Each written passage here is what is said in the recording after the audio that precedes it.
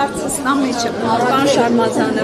Նիկոլ Փաշինյանին անվստահություն հայտնելու այս գործընթացից ինչպիսին են ձեր ակնկալիքները։ Ակնկալիքները դրական պետք է լինեն, որովհետև Նիկոլ Փաշինյանի յուրաքանչյուր օր մնալ իշխանության ղեկին աղետալ է Հայաստանի Հանրապետության յուրաքանչյուր քաղաքացու համար։ Կարծում եմ ավելորդ է անել շեշտադրումներ, թե ինչու։ Առնվազն ես 7 տարի առաջ եմ եղել այս շենքում, երբ որ այս շենքից գնում էի, մենք ունեինք երկու հայկական հանրապետություն, Արցախ ունեինք, Արցախում ապրում էր շուրջ 150,000 հայություն,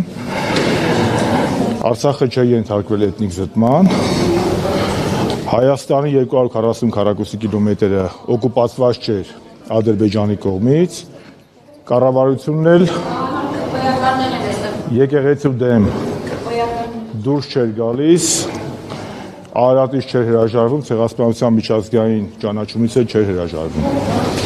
Բնականաբար Պետության անկախությունը պարոն Շարմազանը։ Բարև ձեզ, ինչպես եք։ Շնորհակալ եմ, լավ։ Ասում եմ ձեզ։ Ճանաչեցիք, թեև մի քանի անգամ նման նախագիծ ներկայացվել են դիմության կողմից։ Չճանաչեցինք, որովհետև մեր նպատակը ոչ թե Արցախի միակողմանի ճանաչումն էր,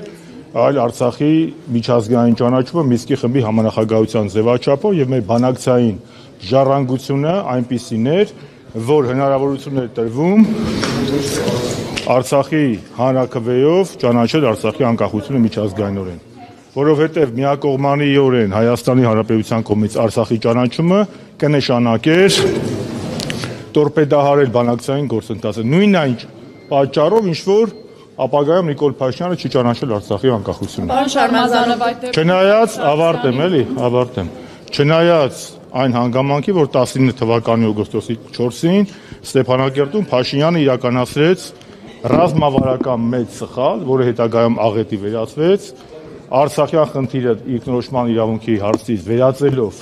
տարածքային վեճի, գոռալով Արցախը Հայաստանը եւ վերջ, համեցեք։ Կեսօրվա լսումները ինչ է կարծում,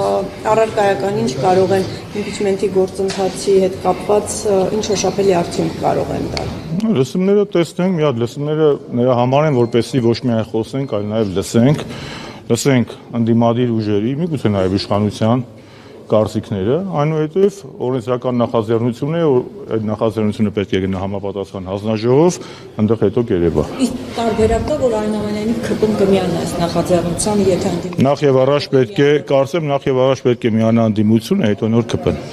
Այս ներկայացինք, այսինքն մտավախություն էր, այսինքն Ես մտավախություն ունեմ երկիր կորցնելու, Հայաստան կորցնելու, այլ ոչ թե ինչ-որ մեկը միանա կամ չմիանա։ Հայաստան խմբակցությունից մի քանի պատգամավոր մասնակցում են, կարող է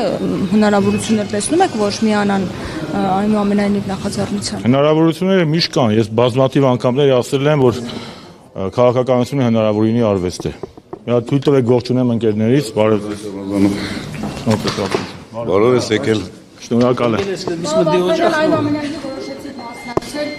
Ինչու այնուամենայնիվ որևէ մեկնասներ չենք մասնակցելու։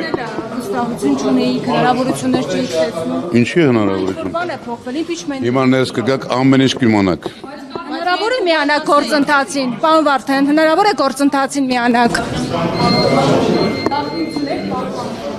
Այո, նախկին դաշնակցական եմ, գաղտնապահ եմ, բարև ձեզ։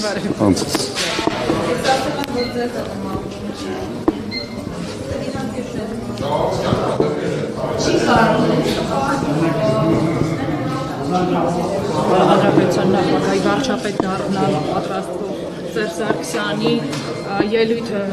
եթե դուք ասում եք, որ ապավինում էիք Մինսկի խմբի համանախագահության շրջանակներում Արցախի հարցի կարգավորումը։ Պարոն Փաշինյանը խմբի համանախագահության շրջանակներում արդեն հարցը փակուղի էր մտել։ Մինսկի խմբի համանախագահության շրջանակներում հարցը փակուղի չէր մտել, Ադրբեջանն էր տորպեդարում բանակցային process-ը, Ադրբեջանն էր ապակառուցողական եւ դրա մասին մեկ անգամ չէ, որ խոսել են համանախագահները եւ այդ թվում 16 թվականի ապրիլյան պատերազմից հետո համանախագահ երկիր Ռուսաստանի Դաշնության արտաքին գործերի նախարար պարոն Լավրովը, որ նշել է, որ 11 թվականին Կազանյան փաստաթղթից հրաժարվել է Ադրբեջանը, այլ ոչ թե Հայաստանը։ Իսկ Նիկոլ Փաշինյանը արեց այնպես, որ բանակցային process-ում տորպեդահարողը դարձավ Հայաստանի Հանրապետությունը, այլ ոչ թե Ադրբեջանը եւ դրանով իսկ կազզբելի ստեղծելով Ալիևին պատերազմ սկսելու համար։ Եթե Ադրբեջանը տորպեդահարում, Եթե չի տորպեդահարում, ինչու գործիքակազմ չէր կիրառում տորպեդահարողին, ապակառուցողական բանակցողի նկատմամբ որոշակի գործողություն։ Հարգելիս Մինսկի խումբը գործիքակազ, Մինսկի խումբը շատ լավ գործիքակազ կիրառում է եւ հայկական կողմի եւ նախագահ Սարգսյանի ջանքերով 16 թվականի ապրիլյան պատերազմից հետո, եթե տեղյակ չեմ, տեղեկացնեմ ձեզ, Իգործ դրվեցի մինչև փակդարները հոկտեմբերին է, ես խոսում եմ հունիսից։ Տեղի ունեցավ Ժնևի, Վիեննայի եւ Սանկտ Պետերբուրգի մոնիտորինգի մեխանիզմների ներդրումը, որից սկզբում հրաժարվում էր Ալիևը, հետո ստիպված ընդունեց, իսկ այո, շատ ճիշտ եք դուք նշում, փակդարների հետևում էլ 16 թվականի հոկտեմբերի 7-ին Ալիևն ասեց, որ միջազգային հանրությունը իրենից պահանջում է ճանաչել Արցախի անկախությունը։ Չեք շարունակությունը ասում է, պարոն Շարմազան։ Շարունակությունը ո՞րն է։ Ո՞րն է։ Բայց դա երբեք տեղի չի ունենա։ Երբեք տեղի չունենա, որոշող Ալիևը չէր։ Այսինքն իր ներքին լսարանի համար արած հայտարարություն։ Դա ներքին լսարանի համար արած հայտարարություն չէր։ Պարոն Փաշինյանին առաջարկեք, թող հրապարակի 19 թվականին, ապրիլ-հունիս ամսին, Մինսկի խմբի համանախագահների կողմից իրեն առաջարկված փաթեթը, ըստ որի Արցախը ունենալու էր միջանկյալ կարգավիճակ եւ Արցախին հնարավորություն էր տրվելու հանրաքվեով հասնել իր անկախության։ Ասեք, թող Փաշինյանը հրապարակի, տեսուն։